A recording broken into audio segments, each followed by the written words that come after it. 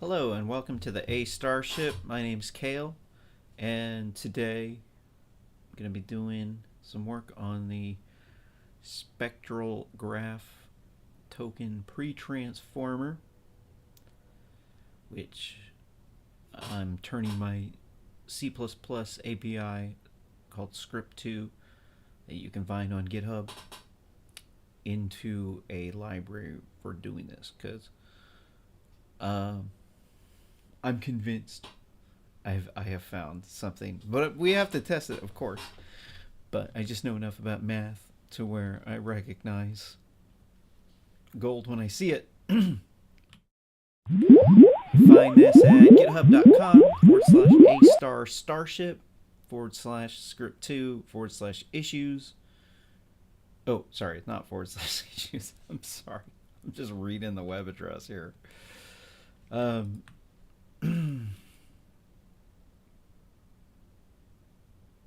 have not generated an issue ticket for this yet.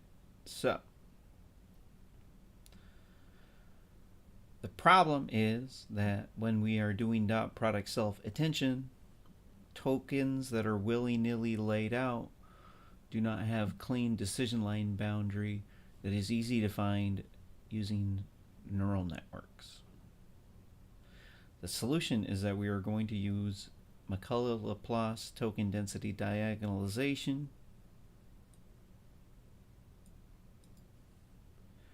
We can scan text in a knowledge domain, i.e. math, science, engineering, dentistry, etc., turning one paragraph into one row of an n by n Laplace matrix, where the columns are the tokens, and n is the number of tokens and paragraphs scanned.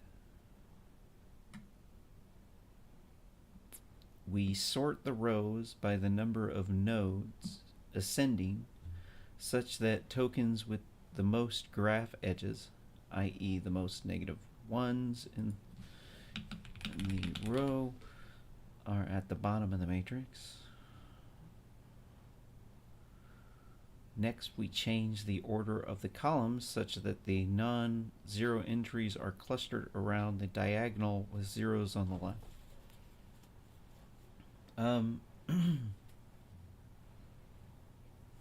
I might have to change this so that all of the nodes are clustered to the left of the diagonal. So let me continue reading it.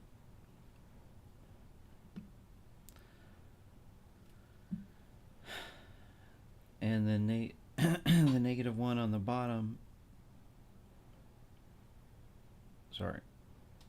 Left and right row. And at the beginning, the rows all.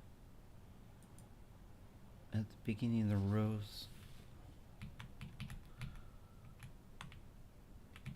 Beginning rows. All the negative one are on the right. And at the end rows, they're on the left. So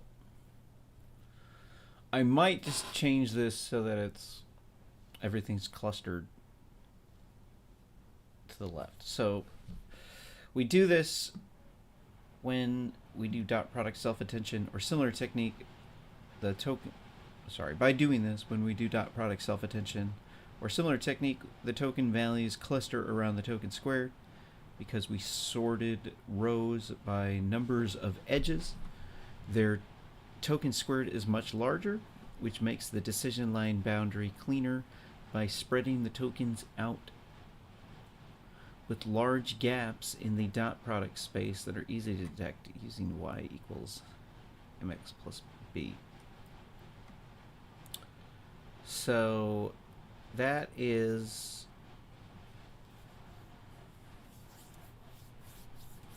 the theory. So what is the benefit of clustering it around the token squared? That means that whenever we do a dot product self attention, let's say we're attending from a token to itself, i.e. we are in the diagonal, Or I guess it's the other way around for you, huh? Down that way, you're going in the diagonal of the matrix. We're going to do dot product, so that means we're going to multiply the row by the column. And do I have lambda in the...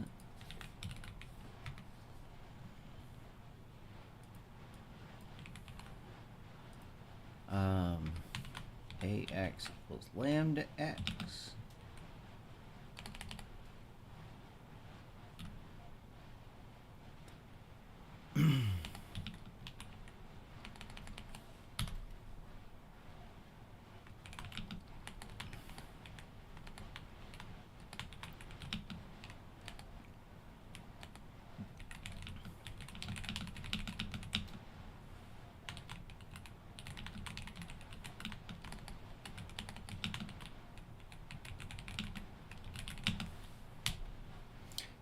AX equals lambda x.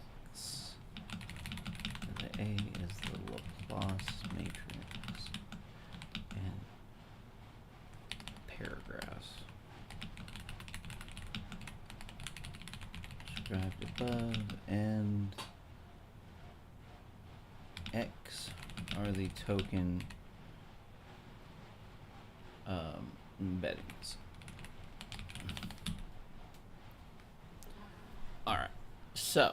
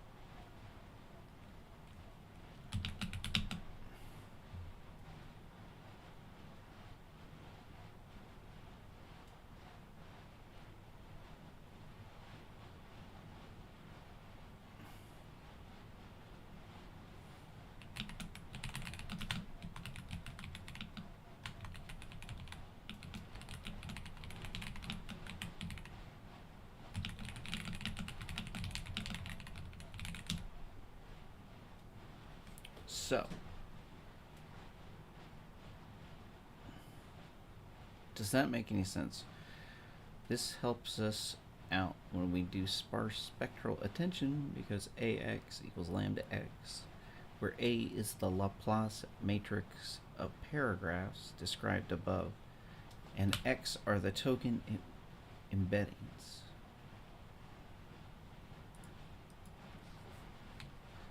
As we parse knowledge domains, we generate a reduced set of tokens, for instance 1K, and then we create a Laplace matrix as described above using the same token embeddings.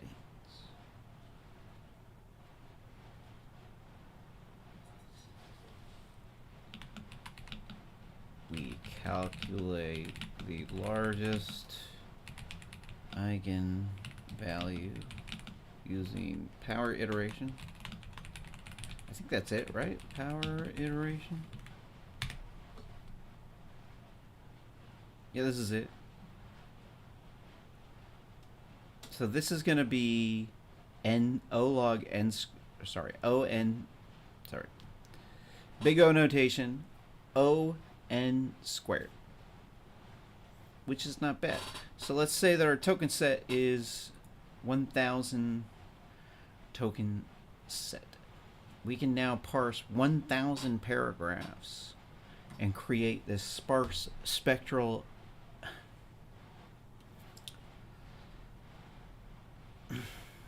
maybe I could call it a Laplace paragraph, sparse spectral attention, sparse Laplace paragraph.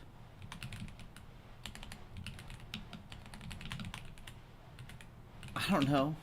Should I stick my last name in it? I mean, what do you do? I mean, I like this. I like sticking my name on the McCullough-Laplace token density diagonalization. I mean, I'm not going to stick my name on everything, dude. It's just not me. I'm not Donald Trump. Donald Trump might put Trump on absolutely everything that he made, but not particularly my style. I've always been more of an anonymous type of a person. Well, anonymous to a point.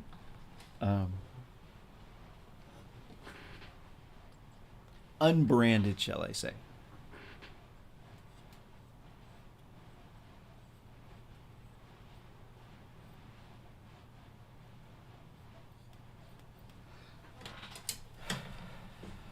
I mean, we need a cool name for this algorithm. I mean, S-GraTe, I could rename it from S-GraTe. I don't necessarily think that S-GraTe is like the best.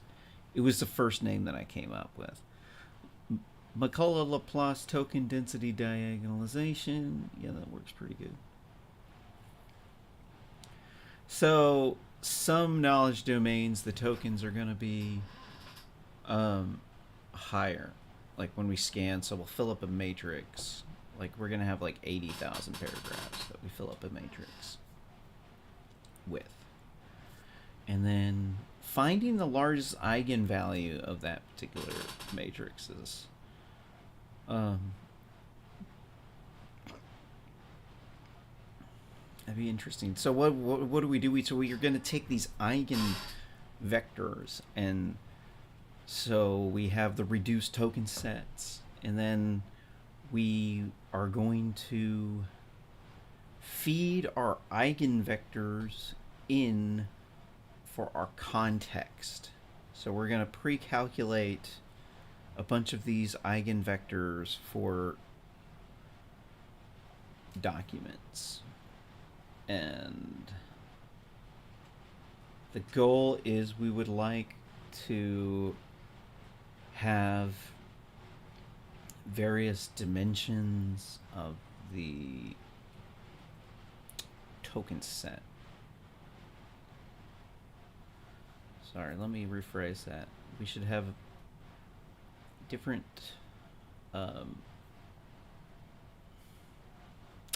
we want a neural network for each type of, or sorry, each number of dimensions of the tokens, because each one of them is going to be slightly different. So what we're trying to do here is like a hierarchical reasoning model where the search for the largest eigenvalue is going to be n squared. So we're going to be restricted in our token size in order to compete with the other AIs. So we're going to want ones that have like 1,000, because 1024 tokens, shall I say. And then we're going to want ones that have like 10,000 tokens.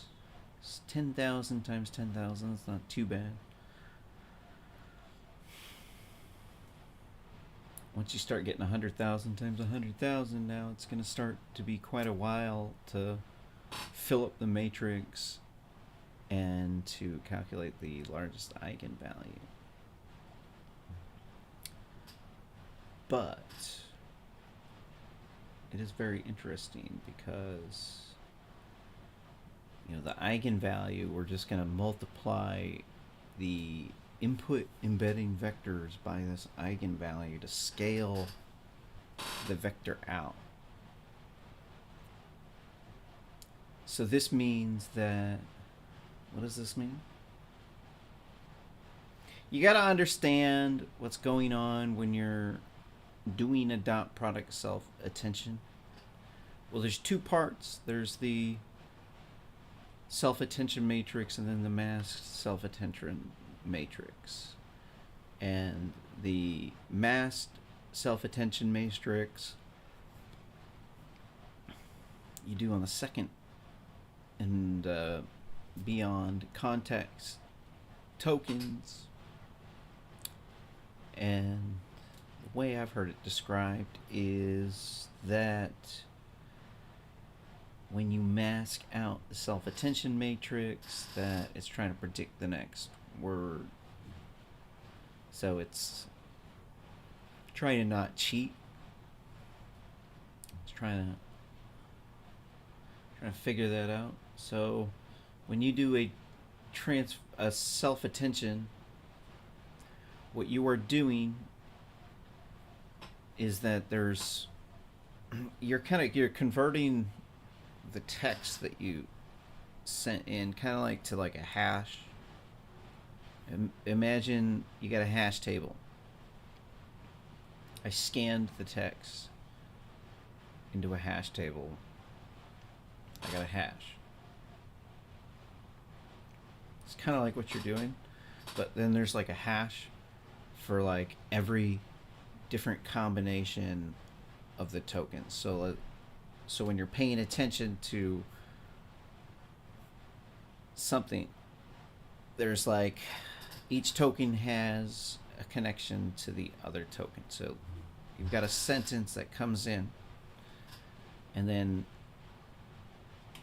each word in the token sequence has some percent chance that is related to one of the other tokens. And for each token in the sequence, you're going to go do your self-attention matrix, dot product matrix. You're going to do the softmax, and then that's going to convert your vectors such that they're all going to add up to 100%. And we're not trying to do that. We're trying to avoid doing that with my algorithm because it's very computationally expensive in order to do that. We would prefer to do something with like a e to the x, just one e to the x calculation, or doing something with just keep it in like an exponential binary format. We're going to be working in token squared sum of dot product rectangle.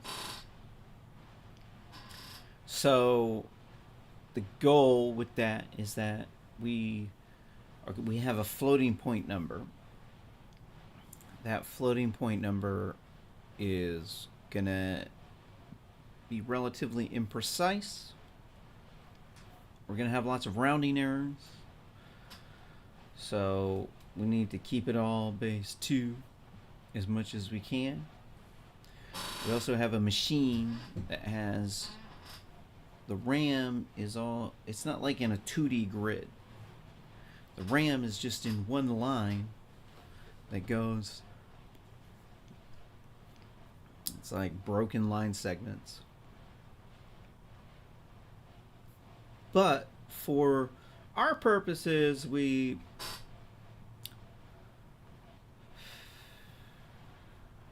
so like when you do the transform,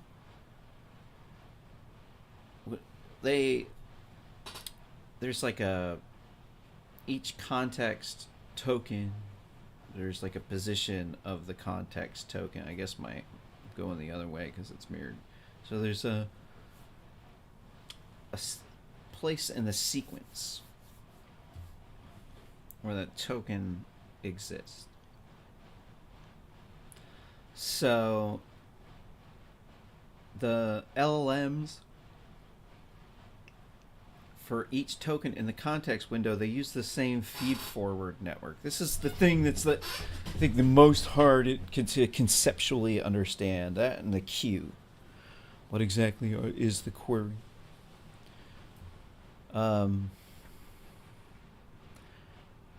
But as long as you understand that we have to somehow tell the LLM what position in the token sequence we want it to generate. You know, the first token, second token, third token, etc. So we're going to pass in, they chose to use a sinusoidal implementation, and it has a very long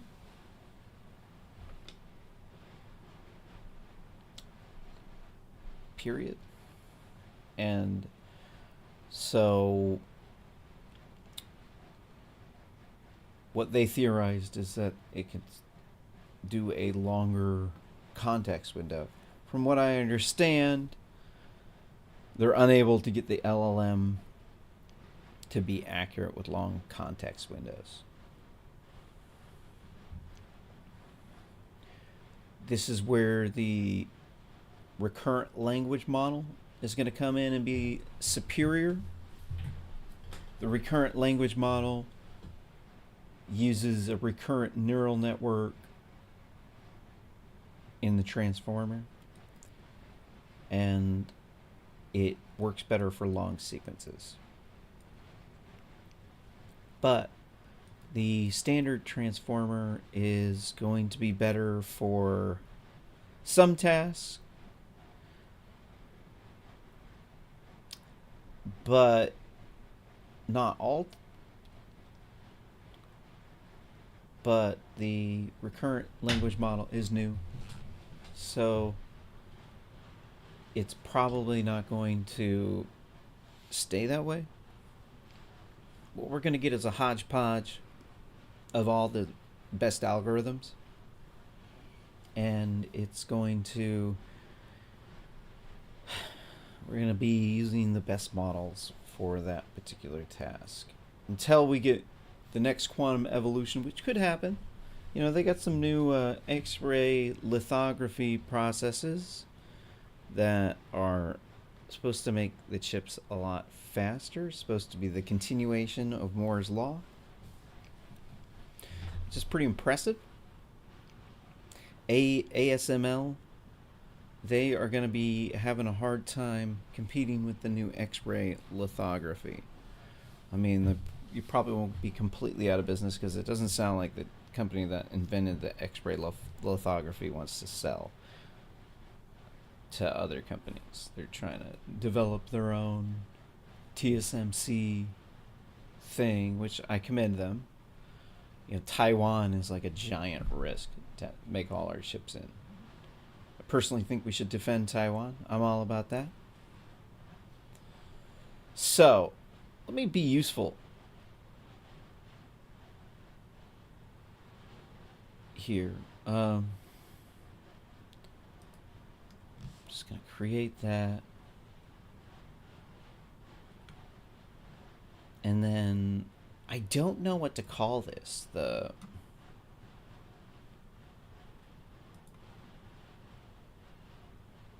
So the goal with this sparse spectral attention is that we want to have these operations perform quicker. So what we want to do is we want to take AX equals lambda x. We want to get a bunch of eigenvalues, and then we want to start doing something with these AX equals lambda x vectors. Probably something like adding them. But you got to think it's like a hash. The transformer, it's like a convolutional algorithm on steroids. It's kind of like a hash of the input text that the neural network, the feed-forward fully connected neural network, is going to be able to detect what that input means, and then whatever the neural network is doing to store that data is kind of a mystery. It's a black box. It's different every time. If you can understand that, I think you've got much more of a probability chance of innovating in the AI industry. Because that's a really hard concept to understand. Because like the transformer architecture can be a little bit mysterious. Especially with like the queue. Let's read what Copilot said about the queue.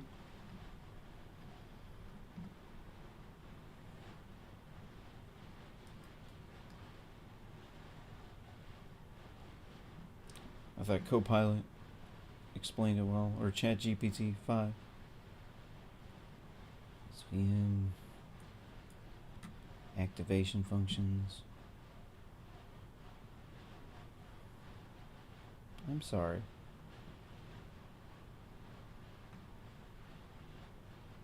I'm looking for oh, there they put the today in the bottom.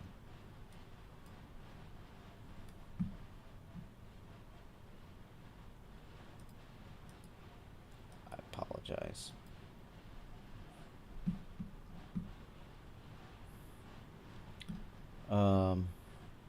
I guess I'm gonna need to start deleting all these conversations because I am unable to see the stuff that is recent.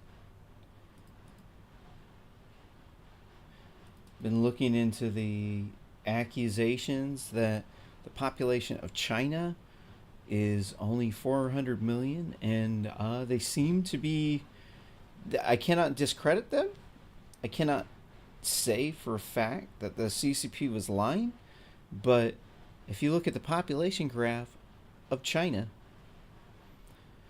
the population spiked after World War II, and the CCP says that the birth rate or the population spiked because the mortality rate decreased, and this was due to vaccinations, indoor plumbing,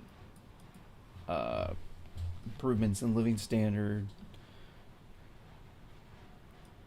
But the thing is the CCP killed up to 55 million people, starving them to death. And while they had like population of 500 million, I mean that's only 10%. The population just spiked after that. And yes, the birth rate in China before the communists took over was 5 to 6 per woman.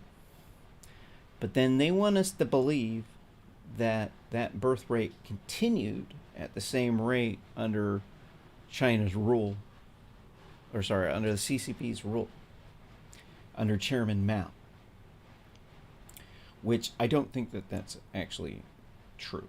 I can see the argument that, okay, if they had a reduced death rate, then their population would be this. If you do the math, population would be 1.4 billion. But here's the deal. You're reliant on death rate records from the CCP, who starved up to 55 million people to death in China. And they have every reason to lie about the death rate. They were collecting the data very shoddily. The party leaders had reasons to conceal the truth from the government because there was a famine, because I don't know if you've ever tried to have a kid when there's no resources around to have a child, but it's extremely hard. And it's not like they didn't have resources before, or sorry, it's not like they had very scarce resources before the CCP took over, because back then everything was scarce. And they did have a high birth rate because there was a high mortality rate. But look at the CCP ghost cities. Where is the I mean, sorry. Some countries they've built housing that didn't get used. So it's not like it's completely out of the ordinary. But I do believe that China, it's like they were planning for a certain amount of population, and then that amount of population was not correct. And that's what we do know. That is the fact of why the Chinese ghost cities are the way that they are. So then you got to ask the question, all right, did they really start implementing the one child policy because they were overpopulated, or did they have the one child policy because the CCP was trying to conceal the fact that the birth rate had dropped below 2 births per woman? Because if you look at the birth rate of China, it was like, let's say it's going this way, and then CCP took over, and then it started climbing up like crazy high. And then, but the birth rate didn't change. It's just that the death rate changed. So you can calculate what the population of China would be, and then you'll get the same numbers that China's releasing, but that's all reliant on the self-reported numbers. And I don't believe that the birth rate would remain the same under communism. Generally, birth rates plummet under communism. There's no examples of communism making families flourish. It's just, there isn't even a single one. Everywhere that communism goes, the birth rate plummets, the people become poor. Well, this isn't a political channel, but I thought that was interesting. I'm just trying to look for the thing. I'm going to have to get off here because I'm unable to find the information that I'm wanting to research for this, and I'm not doing that good of a job. So thanks for checking out the show.